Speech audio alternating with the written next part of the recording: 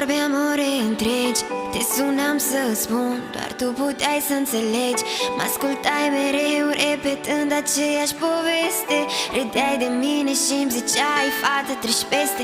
A trecut ceva timp, avem multe amintiri pe drumuri diferite, dar nu s-a schimbat nimic. Vom fi prietene mereu, indiferent de ce va fi. Știi că te iubesc, chiar de nu îți spun zi de zi.